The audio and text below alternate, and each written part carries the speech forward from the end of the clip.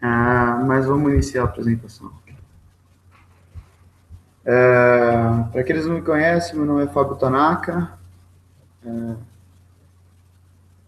Estou junto na ONG aí com o pessoal para construir um sistema de democracia onde todos possam participar, ser ouvidos, né?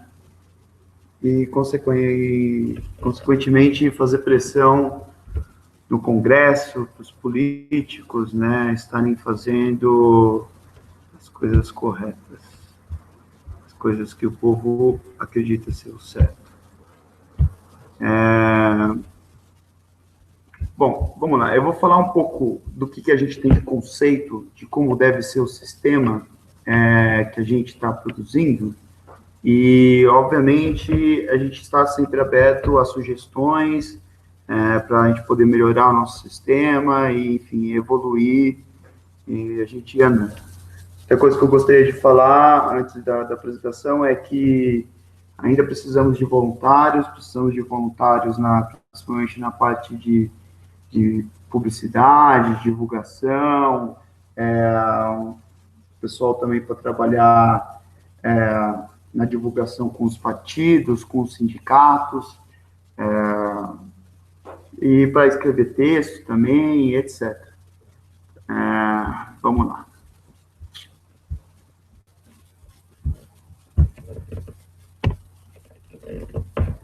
Vou falar um pouco de quem somos. Somos uma ONG sem fins lucrativos. O objetivo da nossa ONG é o desenvolvimento de uma ferramenta, essa ferramenta que é uma ferramenta que pode ser utilizada em um sistema político democrático, né, a fim de enriquecer a democracia, aumentando a participação da população na política. Nós somos uma organização mundial, totalmente apartidária, enfim, a gente já tem representantes aí aqui no Brasil, na Espanha, na Inglaterra, na Coreia e nos Estados Unidos. Estamos ainda buscando mais pessoas, obviamente, para ir enriquecendo cada vez mais o debate político. Tá? Como funciona a ferramenta? Agora a gente entra um pouco na parte do conceito da ferramenta que estamos criando. Tá? O primeiro ponto que a gente chegou no consenso era de que todas as pessoas, né, elas podem iniciar um debate de uma lei vigente ou propor uma nova.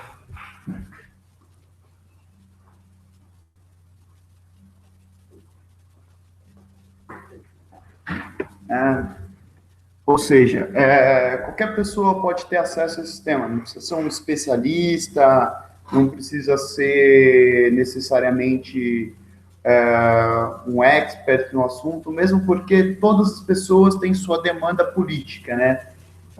Até uma pessoa aí indigente que mora na rua, ela tem a sua demanda política, né? Ela pode não saber nada, de repente, de algum assunto de, sei lá, biotecnologia, mas é claro que ela tem a sua demanda, né? Tem as suas necessidades, enfim, todos têm a sua necessidade. E todos devem ser ouvidos, né? Isso seria uma forma de governo mais democrático, né? Mais justo, se todos estivessem sendo ouvidos e pudessem estar colocando a sua opinião e estar discutindo sobre essa opinião, né? Vamos lá. Os textos de discussão poderão ser concordados ou discordados em sua totalidade ou partes do texto, podendo propor alterações. O que a gente quer dizer com isso? Vamos supor, você vai lá, entra no sistema e coloca um texto lá, sei lá, vamos pegar um assunto aí que está aqui no Brasil, que muitas pessoas comentam, que é o aborto, né? Imagina, você coloca lá, você inicia a discussão sobre o aborto. O aborto deve ser legalizado ou não? Né? Sei lá. Aí, como você iniciando a discussão desta maneira, ela está bem, vamos dizer, bem pobre, né? Não tem muita argumentação. Mas é exatamente para isso que funciona o sistema. Então, o que vai acontecer? Iniciou o debate lá sobre o aborto. O aborto vai ser legal ou não vai ser legal? Aí as pessoas elas começam a concordar ou discordar com esse texto completo. Ah, eu concordo que deve ser legal, eu concordo que deve ser legal. Só que as pessoas elas também vão ter a possibilidade de sugerir. Por exemplo, não, eu concordo que o aborto tem que ser legal, em alguns casos. E aí elas começam a debater quais são os casos. Por exemplo, se uma pessoa sofre um estupro, ela deve ser, ela pode, né, abortar. E aí as pessoas começam a concordar ou discordar e colocar argumentação em cima. Veja bem o que acontece quando não aborta, tem um monte de gente que vai abortar em clínicas ilegais, etc. E por aí vai. Ou seja, é uma ferramenta para discussão. É uma ferramenta que a funcionalidade dela vai ser a mesma que já é feita no Senado, na Câmara, no boteco do bar, quando a gente está discutindo política, nos partidos, nos sindicatos, enfim, em qualquer situação, até mesmo em casa, essa ferramenta seria útil. Você poderia estar utilizando essa ferramenta para algum debate e chegar num consenso de uma forma democrática, né? Qual que é o bom dessa ferramenta? O bom é que ela facilita. Quando a gente está discutindo, falando, normalmente demora muito. E esse demorar muito, muitas vezes, você acaba até ficando sem tempo. Vamos dar um exemplo aqui, sei lá, do partido político. Você chega lá no partido político, está tendo uma discussão sobre o aborto, até chegar na sua vez, se é que você vai conseguir ter a palavra para ir lá e expor a sua opinião, ainda você vai ter o problema de, será que as pessoas estão te ouvindo? Né? Será que alguém, na hora que você estava falando ali, não estava nem ligando? Enfim, por isso que a ferramenta enriquece muito mais, porque todos podem colocar a sua opinião, e essa opinião ela vai ficar lá. Eternamente ela vai estar lá. E as pessoas vão discutir ela, vão concordar com ela, vão discordar dela, vão propor alterações no texto, entendeu? E aí, conforme vai construindo esse consenso, né, a hora que a gente vai chegando em alguma decisão, o aborto ele deve ser desse jeito, blá, blá, blá, blá, blá, blá. O que acontece? Todo esse histórico da argumentação, do debate, sempre vai estar ali. E ele vai ser uma ferramenta que é um consenso progressivo, ou seja, se passar 10 anos, você muda de opinião, você pode entrar lá, você pode ver o histórico de todos que você já votou, e aí você pode, de repente, mudar a sua opinião, o que você concordava pode, de repente, discordar, e, de repente, propor outras alterações, outras sugestões, entendeu?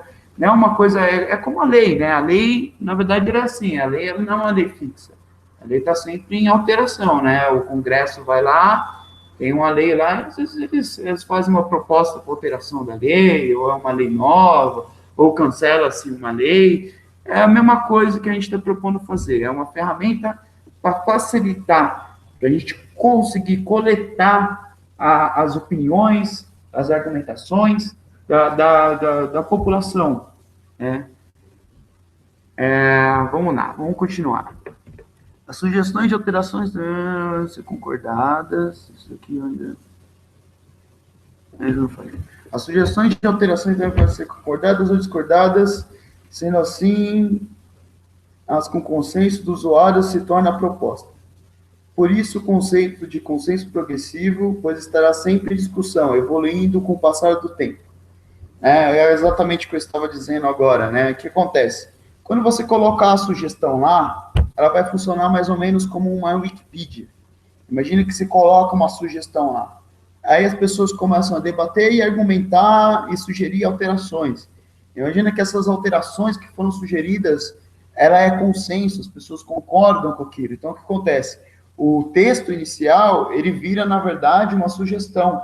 E aí, essas coisas que estão em consenso, elas se tornam o texto inicial, entendeu? Para facilitar na hora de você entrar numa discussão, você não precisar, né, ir me remando ali perdido, né? Você já começa com o que já está em consenso, para você ver se você concorda ou discorda daquilo, e daí você vai indo para aquela rede de discussão, vendo como é que eles chegaram, quais foram os argumentos que levaram aquele consenso, e aí você vai vendo se você concorda ou não concorda, se você quer propor alguma alteração, ou discutir mais alguma coisa.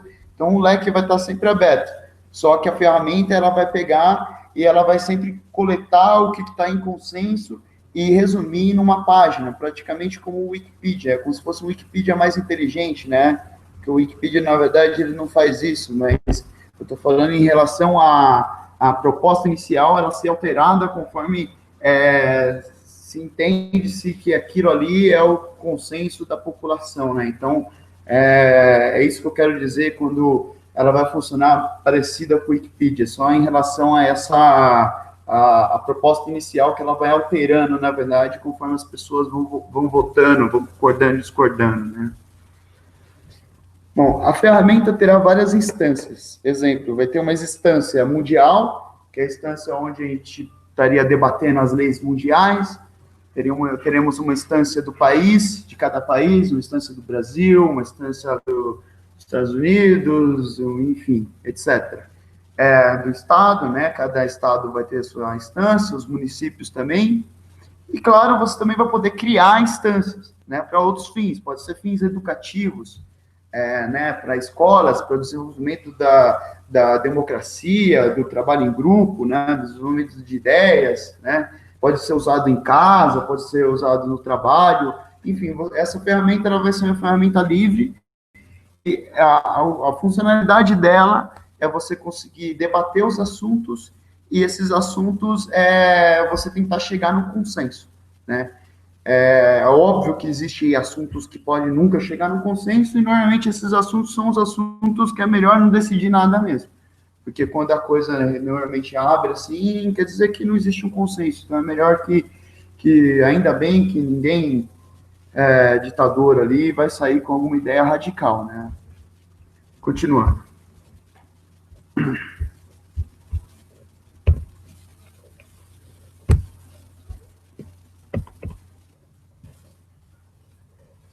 Então, como é que vai funcionar o sistema? A gente vai ter o cadastro, né? Esse cadastro, o que a gente está idealizando seria que a pessoa, a gente precisa ter um cadastro para que a pessoa não vote mais de uma vez e também não existam bots, esses robôs de internet, né, que manipulam, como a gente até viu aí, o PSDB, por exemplo, utilizando um robozinho para aumentar os trendings do Facebook, do Twitter, enfim, exatamente por causa disso que a gente precisa de um cadastro, para a gente tentar, para a gente evitar que bots, que programas de computador possa estar influenciando e causando algum mal-estar ao sistema. E, enfim, então o que acontece? A pessoa vai se cadastrar, o que a gente está pensando aqui para o Brasil, mas isso é uma coisa ainda totalmente aberta à discussão, seria a pessoa colocar sei lá, o CPF, RG, talvez o título de eleitor, e também no cadastro a gente tem uma ideia também de talvez identificar qual é o conhecimento técnico da pessoa, né? Qual é a profissão da pessoa, porque isso ela existe uma valia, né? Por exemplo, quando a pessoa é um médico e a gente está debatendo um assunto médico, por exemplo, sei lá, vamos supor o Ebola, que estão falando agora do Ebola, imagina, vamos colocar a vacinação, não sei se existisse uma vacina para o Ebola, mas vamos fazer vacinação contra o Ebola para toda a população, né? Pô, a argumentação de um médico, né, tem um caráter técnico diferente da minha opinião, né? Eu sou um administrador de empresas, enfim, eu não sei nada de medicina. É claro que eu posso expressar a minha opinião, mas, obviamente, a hora que você for ler um administrador de empresa falando um negócio de saúde é diferente de um médico falando um negócio de saúde.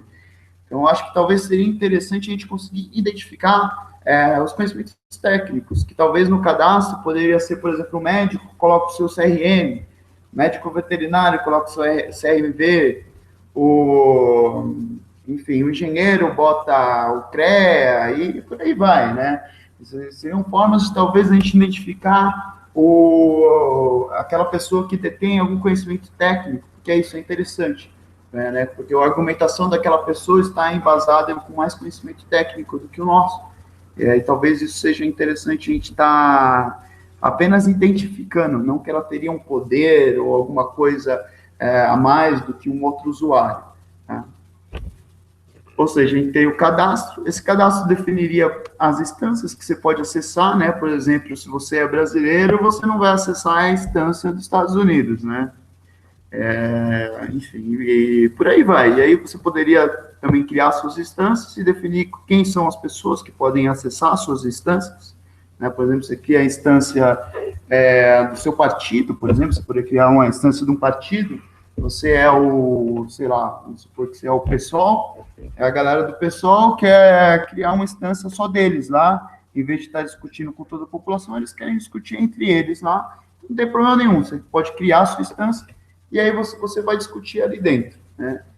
E aí, cada instância ela vai ter as suas separações, por exemplo, de área, né? Por exemplo, saúde, transporte, educação, energia, infraestrutura, sistema político, etc. Né? Teria todas as áreas ali. Ficando na área, você entraria para os tópicos, teriam os tópicos, e aí teriam os subtópicos, que seriam as sugestões que a gente estaria criando. Né? Como é que funcionaria mais ou menos o processo? Né? Tem o texto inicial, que pode ser uma lei já vigente, ou uma proposta de uma lei nova, alteração.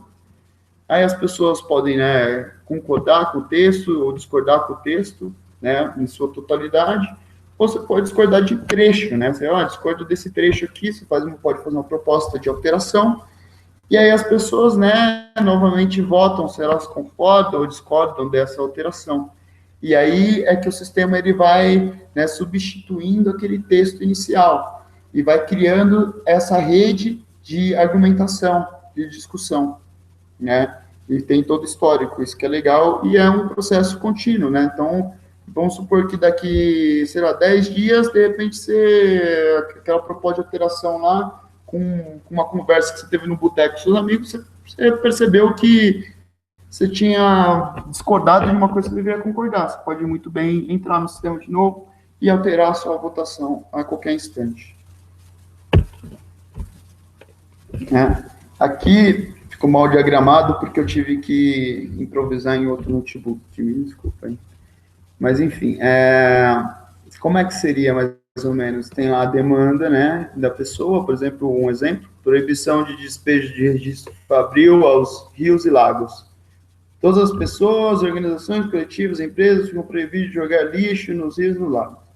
As pessoas votam, vamos supor lá, um exemplo X aqui, né, uma suposição, 102.048 concordaram, 18 não concordaram. E aí, no pedaço do texto, empresas ficam proibidas de jogar... na verdade, ficou errado. Na verdade, no pedaço do texto, onde está escrito que empresas ficam proibidas de jogar lixo nos rios e lagos, foi criada uma proposta de alteração para jogar lixo nos rios, lagos e mares, né? Por exemplo, adicionando mares ali, né? E aí acontece, as pessoas, novamente, elas votam, né? Vamos supor que daí 95 mil votaram, outros não concordaram, e aí, como se chegou-se a um consenso, alteraria a proposta inicial, né? Isso é o que a gente tem um pouco, esse é o nosso conceito do sistema, tá?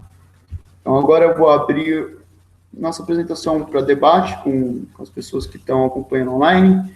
Eu não sei se tem muitas, mas mesmo porque a gente teve um problema aí no início da nossa transmissão. Estou vendo que a gente tem 6 telespectadores aqui.